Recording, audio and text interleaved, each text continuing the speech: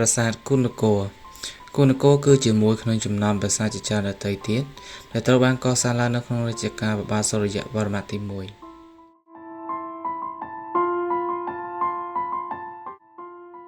ប្រសិនជាយើងក៏លេចមកមើលពីសំណង់ស្ថាបត្យកម្មដ៏អស្ចារ្យនេះយើងឃើញថាសំណង់នេះត្រូវបានកសាងឡើងដោយប្រភេទថ្មបៃក្រៀមនិងថ្មភក់តែប៉ុណ្ណោះ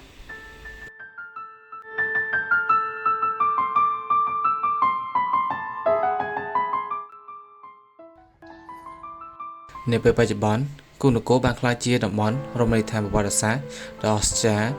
និងជាគោលដៅទាក់ទាញទេសចរនៅក្នុងគោលដៅជាច្រើនដទៃទៀតនៅក្នុងខេត្តកំពង់ធំគុណគរគឺមានទីតាំងស្ថិតនៅក្នុងភូមិត្រដក់ពួងឃុំពងរស្រុកតាំងគោកខេត្តកំពង់ធំដែលវាមានចម្ងាយប្រមាណជា100គីឡូម៉ែត្រពីរាជធានីភ្នំពេញតែប៉ុណ្ណោះ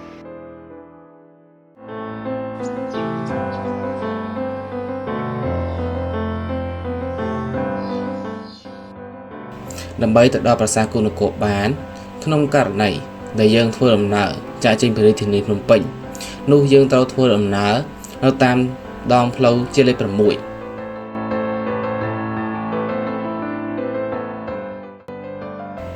នៅក្នុងការធ្វើដំណើរនៅលើដងផ្លូវជាលេខ 6យើងនឹងឆ្លងកាត់ខេត្តចំនួន 2 ទី 1 គឺខេត្តកណ្ដាលយើងនឹងឆ្លងកាត់នៅតំបន់ស្រុកមុខកំពូលបន្តដំណើររហូតដល់ខេត្តមួយទៀតគឺខេត្តកំពង់ចាម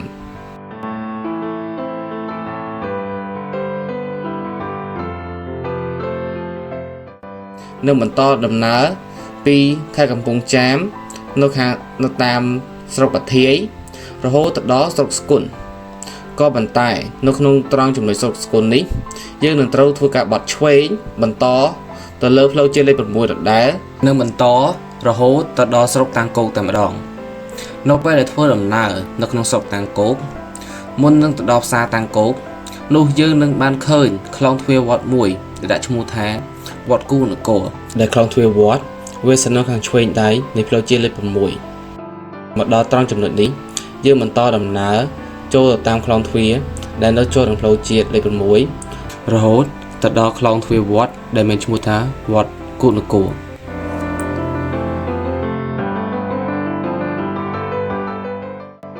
ចំណែកឯស្ថានភាពជុំវិញប្រាសាទគុណគរនោះយើងឃើញថានៅខាងមុខនៃប្រាសាទមានសះទឹកចំនួន 2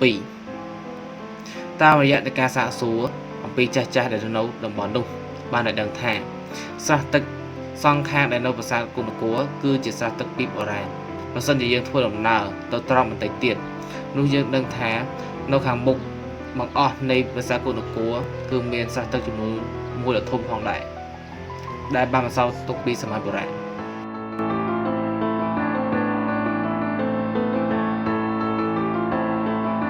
បើសិនជាយើងក៏លែកមើលអំពីស្ថានភាពជុំវិញប្រាសាទគុណគរយើងបានដឹងថាប្រាសាទគុណគរគឺបែរមុខទៅទិសខាងកើតហើយមានច្រកចូលតែមួយតែប៉ុណ្ណោះនោះគឺច្រកចូលនៅទិសខាងកើតនៅក្បែរច្រកចូលធំក៏មានច្រកចូលតូចផងដែរដែលគេហៅថាច្រកចូលញីនៅពីខាងមុខនៃគោបរៈចូលប្រាសាទយើងឃើញថាមានរូបសំណបដិមាជាច្រើនផងដែរក្នុងនោះរួមមានតោថ្មរូបសំណាកព្រះពុទ្ធសាសនារូបសំណាកនាគបា5ដែលចូលយាមនៅមាត់ទ្វារជារាមិញតាមរយៈការសាកសួរអំពីចាស់ៗដែលនៅក្នុងតំបន់នោះបានឲ្យដឹងថារូបសំណាកតោថ្មដែលមានទីតាំងស្ថិតនៅខាងមុខនៃគោបរៈគឺជាតោថ្មដែលត្រូវបានគេយកមកពីប្រាសាទដែលនៅជិតនោះតែប៉ុណ្ណោះវាមិនមែនជាតោថ្មដែលត្រូវបានសាងសង់នៅក្នុងតំបន់ប្រាសាទគុណគរនោះទេបើសិនជាយើងចូលទៅក្នុងផ្នែកនៃតួប៉មកណ្ដាលនិងផ្នែកខាងក្នុងយើងបានឃើញថាវាក៏មានរូបចម្លាក់ដែលពុទ្ធតែបាក់បែកមួយផ្ទាំងផងដែរក៏ប៉ុន្តែចាស់ៗនៅតំបន់នោះបានអះអាងថារូបសំណាកព្រះពុទ្ធសាសនានេះគឺទៅតែត្រូវបានគេយកមកដាក់នៅពេលក្រោយតែប៉ុណ្ណោះលោកអ៊ុំក៏បានបន្តទៀតថាប្រមាណជានៅក្នុងទសវត្សរ៍ឆ្នាំ 1908 ប្រាសាទនេះគឺបានតម្កល់រូបអ្នកតាដំបងដែកចំណេរការក្រោយមកអ្នកតាតំបន់ដែកដែលត្រូវបានតម្កល់នៅក្នុងប្រាសាទនោះក៏ត្រូវបានគេលួចកាត់យកទៅដូច្នេះហើយទើបមិនមែនស្លាកស្នាមនៃការតម្កល់បដិមាណាផ្សេងទៀតនោះទេរហូតមកដល់សប្តាហ៍នេះ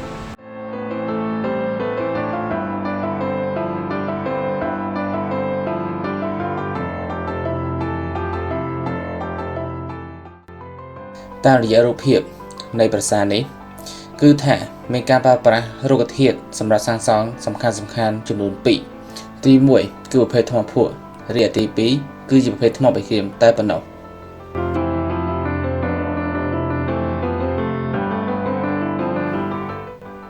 សម្រាប់ថ្មភក់វិញវាជាប្រភេទថ្មដែលត្រូវបានគេប្រើប្រាស់យកមកធ្វើជាគ្រឿងបង្គុំផ្សេងៗពីគ្នានៃប្រាសាទជាក់ស្ដែងនៅក្នុងប្រាសាទនេះគេបានប្រើប្រាស់ថ្មភក់ធ្វើជាផ្តែរធ្វើជាសសរពេជ្រសសរផ្អោកហោជាងសុំទ្វាររនាប់ចិន្តានៃទូប៉មកណ្ដាលតែប៉ុណ្ណោះ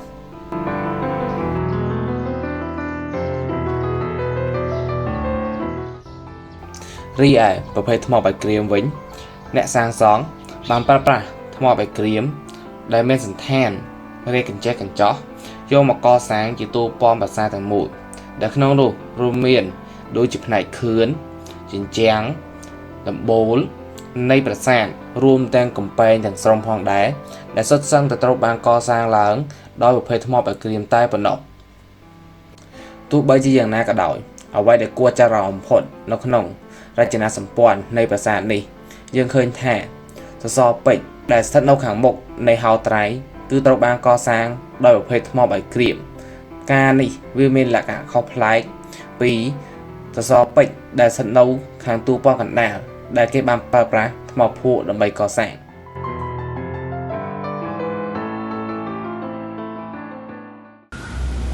បន្ទាប់ពីបានធ្វើការសិក្សាស្វែងយល់ពាក់ព័ន្ធជាមួយនឹងទីតាំងភូមិសាស្ត្រនៃប្រាសាទគោហនគររួចហើយយើងគួរតែងាកមកស្វែងយល់បន្ថែមទៀតពាក់ព័ន្ធជាមួយនឹងជីវប្រវត្តិព្រះមហាក្សត្រដែលជាស្ថាបនិកនៃប្រាសាទគោហនគរឬមួយយើងហៅមួយទៀតថាប្រាសាទគុកគរនាសម័យអង្គរឲ្យបានជ្រៅជាងនេះបន្ថែមទៀតជាមុនសិនបើទោះបីជាប្រាសាទគោហនគរគ្មានសាលាចារឹកបញ្ជាក់ឲ្យបានច្បាស់ថាតើប្រាសាទនេះត្រូវបានកសាងឡើងនៅក្នុងរជ្ជកាលស្ដេចអង្គណាក្តីក៏យើងអាចមើលទៅលើការរៀបចំប្លង់នៃប្រាសាទគោហនគរទាំងមូលដែលប្រៀបដូចជាមួយនឹងប្រាសាទនានាឬមួយក៏ប្លង់ប្រាសាទនានានៅក្នុងរជ្ជកាលព្រះបាទសូរ្យវរ្ម័នទី1ដែរចំពោះជីវប្រវត្តិនៃព្រះមហាក្សត្រគឺព្រះបាទសូរ្យវរ្ម័នទី1យើងគួរតែងាកមកក្រោយបន្តិចនាចុងសតវត្សទី10និងដើមសតវត្សទី11ដែលនៅអំឡុងពេលនោះមានការដណ្ដើមអំណាចគ្នាពីសំណាក់ស្ដេចក្រាញ់ជាខ្លាំងអញ្ចឹងនៅក្រោយរាជព្រះបាទជ័យវរ្ម័នទី5នៅក្រោយពេលដែលទ្រង់សគត់ទៅព្រះបាទឧទ័យទិត្យទី1ដែលជាក្មួយរបស់ទ្រង់បានឡើងសោយរាជ្យបន្តពីទ្រង់ប៉ុន្តែគួរឲ្យសោកស្ដាយទ្រង់បានសោយរាជ្យតែប្រមាណឆ្នាំក៏បានសគត់ទៅដែលបន្សល់ទុកតែរាជបល្ល័ង្កដែលពុំមានអ្នកស្នងដែលជាហេតុនាំឲ្យមានការដណ្ដើមអំណាចគ្នាពីសំណាក់ស្ដេចត្រាញ់ដែលជាអ្នកគ្រប់គ្រងនៅលើបូរីតូចៗជាច្រើននៅលើទឹកដីនៃប្រទេសកម្ពុជានាពេលនោះនៅក្នុងការដណ្ដើមអំណាចគ្នានាពេលនោះក៏មានវត្តមានរបស់ព្រះបាទសូរ្យវរ្ម័នទី1និងព្រះបាទជ័យវរវរ្ម័នដែលជាស្ដេចត្រាញ់ហើយក៏ជាអ្នកដែលគ្រប់គ្រងនៅលើទឹកដីបូរីតូចៗជាច្រើននៅក្នុងទឹកដីប្រទេសកម្ពុជានាសម័យអង្គរពេលនោះប៉ុន្តែក្រោយពេលដែលព្រះបាទជ័យវរវរ្ម័នបានប្រកាសខ្លួនជាស្ដេចសោយរាជ្យបន្ទាប់ពីព្រះបាទឧទ័យទិត្យវរ្ម័នទី1ព្រះបាទសូរ្យវរ្ម័នទី1ដែលជាស្ដេចត្រាញ់ដែលបានគ្រប់គ្រងនៅលើទឹកដីជាច្រើននោះក៏ពុំបានទទួលស្គាល់និងបានបដិសេធទៅលើការប្រកាសរបស់ព្រះបាទជ័យវរវរ្ម័នដែលជាស្ដេចសោយរាជ្យបន្តដែលបង្កឲ្យកើតមានសង្គ្រាមរហូតដល់ទៅ10ឆ្នាំឯណោះចាប់ពីឆ្នាំ1002ដល់ឆ្នាំ1010នៃគ្រិស្តសករាជការដណ្ដើមអំណាចគ្នាឡើងធ្វើជាព្រះមហាក្សត្រនាសម័យអង្គរបានបន្តរហូតដល់ឆ្នាំ1010នៃគ្រិស្តសករាជទើបព្រះបាទសូរ្យវរ្ម័នទី1បានទទួលអំណាចពេញលេញនិងបានបង្កើតនូវសន្តិវង្សថ្មីមួយនៅក្នុងរជ្ជកាលរបស់ព្រះបាទសូរ្យវរ្ម័នទី1មានការកសាងនៅសំណង់ប្រាសាទមួយចំនួនជាច្រើននៅទូទាំងប្រទេសកម្ពុជាមានដូចជាបរមរាជវាំងប្រាសាទតាកែវប្រាសាទឃ្លាំងខាងជើងនិងខាងត្បូងប្រាសាទភិមានអាកាសកសាងបារាយណ៍ខាងលិចឬបារាយណ៍ទឹកថ្លាប៉ុន្តែចំពោះគម្រោងនៃការកសាងបារាយណ៍ខាងលើនេះមិនត្រូវបានធ្វើឲ្យបានរួចរាល់ឡើយក៏ទ្រង់សគត់បាត់ទៅដូច្នេះនៅក្នុងរជ្ជកាលរបស់ព្រះបាទសូរ្យវរ្ម័នទី1ប្រាសាទនានាត្រូវបានគេចាត់ទុកថាស្ថិតនៅក្នុងរចនាបថឃ្លាំងនៅអំឡុងដើមរាជ្យរបស់ទ្រង់ប៉ុន្តែនៅចុងរជ្ជកាលរបស់ព្រះបាទសូរ្យវរ្ម័នទី1 ឬមួយក៏ដើមរាជរបស់ព្រះបាទឧទ័យយាទិត្យបូរមៈទី2គឺជារចនាបថបាពួនវិញចំពោះប្រាសាទគូហនគរនេះប្រហែលជាប្រាសាទនៅក្នុងពុទ្ធសាសនាដែលត្រូវបានកសាងឡើងនៅក្នុងរជ្ជកាលព្រះបាទសូរ្យវរ្ម័នទី1នាសម័យកាលនោះ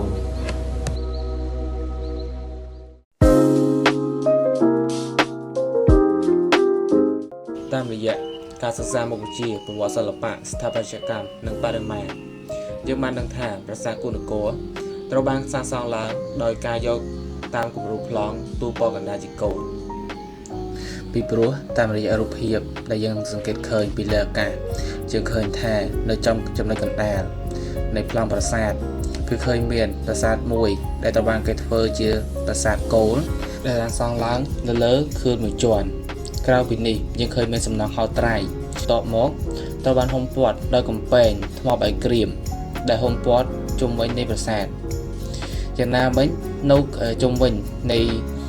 កំពែងដែលត្រូវបានសាងសង់ឡើងដោយថ្មបាយក្រៀមនោះតាមរយៈការសាកសួរអំពីអ្នកស្រុកដែលនៅតំបន់ជុំវិញប្រាសាទបានឲ្យដឹងថាកាលពីសម័យបុរាណប្រាសាទគូនគរត្រូវបានហ៊ុំព័ទ្ធដោយគូទឹកបុរាណមួយយ៉ាងធំ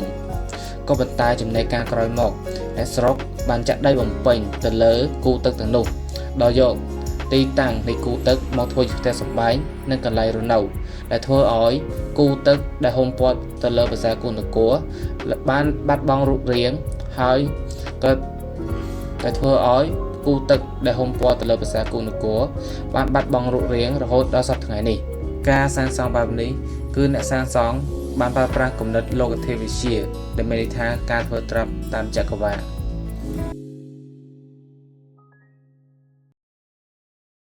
នៃប្រាសាទគូហនគរវិញចំពោះផ្តែរនៃប្រាសាទគូហនគរនេះគេឃើញមាននៅសល់តែមួយប៉ុណ្ណោះពោលគឺនៅត្រង់យ៉ច្រកចូលនៃតួប៉មប្រាសាទកណ្ដាលផ្តែរទ្វារនេះលម្អដោយក្បាច់ដែលជាក្បាច់ស្លឹកឈើរំយោលផ្កានៅផ្នែកកណ្ដាលមានរូបព្រះឥន្ទដែលកំពុងទៅគង់នៅលើដំរីដែលស្ថិតនៅអន្តរកាលរវាងរចនាបថឃ្លាំងនិងរចនាបថបាពួននាសតវត្សទី10និងសតវត្សទី11ចំណែកឯហោជាងនៃប្រាសាទគូហនគរឬមួយក៏ប្រាសាទគុកនគរនេះវិញយើងឃើញមាននៅការលម្អនៅច្រកចូលនៃបន្ទប់ខាងមុខនៃតួប៉មប្រាសាទកណ្ដាលហោជាងនេះគេប្រើប្រាស់នៅថ្មបាយក្រៀមដើម្បីឆ្លាក់ចេញជារូបរាងនៃហោជាងតែម្ដងមានរាងត្រណងនេះហើយពុំសូវមានអ្វីលម្អឡើយដងខ្លួននេះគេឆ្លាក់នៅក្នុងកាយវិការពុតពេនដងខ្លួនបត់បែនជួបគ្នានៅផ្នែកកន្ទុយហើយនៅផ្នែកខាងចុងមានលម្អជាក្បាលនេះ5លក្ខណៈហោជាងរបៀបនេះមានលក្ខណៈដូចគ្នានឹងហោជាងនៅប្រាសាទភ្នំជីសូរប្រាសាទវត្តបាសែតប្រាសាទឯកភ្នំនិងប្រាសាទព្រះវិហារជាដើមដែលសុទ្ធសឹងតែជាសំណង់នៅក្នុងរជ្ជកាលព្រះបាទសូរ្យវរ្ម័នទី1នាសតវត្សទី11ដោយឡែកសសរពេជ្រនៃប្រាសាទគូហនគរគឺធ្វើឡើងពីថ្មបាយក្រៀមដែលដាប់ជារាង8ជ្រុងដែលពុំមានក្បាច់លម្អអ្វីឡើយនៅលើសសរពេជ្រទាំងមូលក៏ប៉ុន្តែសសរផ្អោបវិញគឺធ្វើឡើងពីថ្មភក់ដែលលម្អក្បាច់ផ្កាភ្ញីរឿងត្របកឈូកតម្រៀបគ្នាពីក្រោមដល់លើប៉ុន្តែសសរផ្អោបវិញគឺធ្វើឡើងពីថ្មភក់ដែលលម្អក្បាច់ផ្កាភ្ញីរឿងត្របកឈូកតម្រៀបគ្នាពីក្រោមដល់លើយ៉ាងប្រណិតនៅក្នុងផ្ទាំងត្របកឈូកនីមួយៗ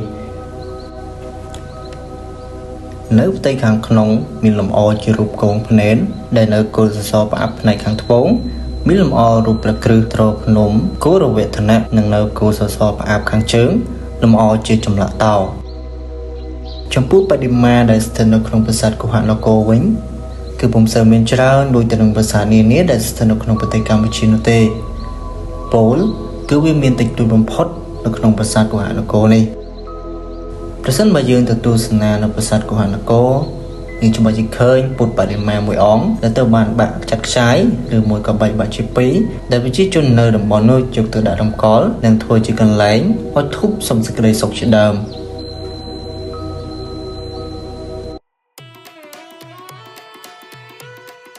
ទេវកថាឥណ្ឌាមានការពេញនិយមជាពិសេសក្រោយពេលដែលពួកអារ្យ័នចូលមកកាន់ប្រទេសឥណ្ឌានៅសហសវត្សទី2មុនគ្រិស្តសករាជដែលធ្វើឲ្យប្រជាជនឥណ្ឌាមានទំនោរនៃការគោរពទៅលើទេវៈជារៀងរហូតដែលពួកគេបានបោះបង់ចោលនៅការគោរពទៅលើជីវចលនិយមយើងឃើញថា ទេវៈនីមួយៗនេះគឺមានលំដាប់ក៏ដូចជាមានលំនៅខុសៗគ្នាទៅលើទេវស្ថានលោកលើអាកាសលើកំពូលភ្នំក្នុងទឹកក៏ដូចជាលើដីជាដើមវាអាស្រ័យទៅលើមុខងារនិងតួនាទីរបស់ទេវទាំងនោះនៅដើមសម័យវេទនិយមប្រជាជនឥណ្ឌាមានការគោរពទៅលើពហុទេវៈដែលពួកគេជឿទៅលើទេវៈសំខាន់ជាច្រើនដូចជាព្រះច័ន្ទព្រះយមព្រះពិរុណក្នុងនោះទេពដែលសំខាន់បំផុតនោះគឺព្រះឥន្ទយើងឃើញថានៅដើមសម័យវេទពួកអារ្យ័នបានចាត់ទុកព្រះឥន្ទហ្នឹងគឺជាទេពដែលធំជាងគេនិងមានអំណាចខ្ពស់ជាងគេបំផុតពីព្រោះព្រះឥន្ទជាទេវៈតំណាងឲ្យផ្គរនិងរន្ទះប៉ុន្តែនៅពេលដែលឈានទៅដល់ចុងសម័យវេទនិយមមនុស្សមានទំនោរនៃការគោរពទេវៈមួយអង្គទៅវិញពួកព្រាហ្មណ៍បានលើកដង្កើងព្រះឥស្វរៈជាទេវចម្បងនិងបានបែងចែកទេពសំខាន់ចំនួន3ទី1គឺព្រះព្រហ្មទី2គឺព្រះវិស្ណុនិងទី3គឺព្រះសិវៈដែលទេសនៈឬក៏ទស្សនៈនេះត្រូវបានគេហៅថាត្រីមូរតិនេះគឺមានការគោរពរាប់អានតាំងពីសម័យព្រាហ្មណ៍និយមហើយនឹងមានឥទ្ធិពលខ្លាំងបំផុតនោះគឺនៅសម័យហិណ្ឌូនិយមចំណែកទេពដែលសំខាន់នៅសម័យដើមសម័យវេទនោះគឺត្រូវបានទម្លាក់មកជាទេពប្រចាំតំបន់ឬក៏ទេពរៃរងទៅវិញហើយដូច្នេះហើយបានជាយើងឃើញថាព្រះឥន្ទនេះគឺជាទេពលោកបាលប្រចាំនៅទិសខាងកើតដែលត្រូវបានគេឆ្លាក់នៅតាមផ្តែរនៃប្រាសាទដែលបែរមុខទៅទិសខាងកើតគេអាចស្គាល់ព្រះឥន្ទបានតាមរយៈរូបភាពដែលមានលក្ខណៈសម្គាល់មួយចំនួនដូចជាព្រះឥន្ទនឹងមានប្រហោះ4គង់លើដំរីអាយរវត្តនៅក្នុងប្រហោះនីមួយកាន់វិជ្រៈឬក៏ហៅថារន្ទះប្រហោះផ្សេងទៀតហ្នឹងគឺកាន់ប្រភេទសាំងធ្នូនិងព្រួញឬក៏ផ្លែសន្ទូចនិងសំណាញ់ជាដើមគេអាចស្គាល់ច្បាស់អំពីព្រះឥន្ទថាជាទេពនៃភ្លៀងឬក៏ទេពនៃកូររន្ទះបានហ្នឹងដោយសារតែរឿងព្រេងនិទានមួយដែលថាមានអសរៈមួយនាមថាវិត្រាញបានប្រមូលដុំទឹកផ្គុំទុកបណ្ដាលឲ្យកើតជាគ្រោះរាំងស្ងួតនៅពេលនោះព្រះឥន្ទបានជប់វិជ្រៈឬក៏យើងហៅថារន្ទះហ្នឹងទៅរកវិត្រាដើម្បីបង្កើតជាផ្នែកបន្ទោហើយដែលធ្វើឲ្យអសរៈនោះគឺស្រែកធ្ងោនិងរត់គេចខ្លួនពីរន្ទះរបស់ព្រះឥន្ទដែលធ្វើឲ្យពេលនោះហើយដែលគេហៅថាព្រះឥន្ទនេះគឺជាទេពនៃភ្លៀងជារួមអ្នកសិក្សាបានយល់ឃើញថាប្រាសាទគុណកោនេះប្រហែលជាត្រូវបានសាងសង់ឡើងនៅក្នុងរជ្ជកាលព្រះបាទសូរ្យវរ្ម័នទី1និងប្រហែលជានៅក្នុងរចនាបថឃ្លាំងដោយសារតែគេសង្កេតទៅលើផុសតាងសិល្បៈនៃប្រាសាទនេះបើប្រៀបធៀបទៅនឹងសិល្បៈដែលត្រូវបានសាងសង់ឡើងនៅក្នុងរជ្ជកាលព្រះបាទសូរ្យវរ្ម័នទី1ជាពិសេសនោះគឺតកតងសិល្បៈជាពិសេសនោះគឺសិល្បៈនៃប្រាសាទគុណកោនេះគឺស្តៀងគ្នាទៅនឹងសិល្បៈនៅប្រាសាទភ្នំជីសូរដែលត្រូវបានកសាងឡើងនៅក្នុងរជ្ជកាលព្រះបាទសូរ្យវរ្ម័នទី1ផងដែរ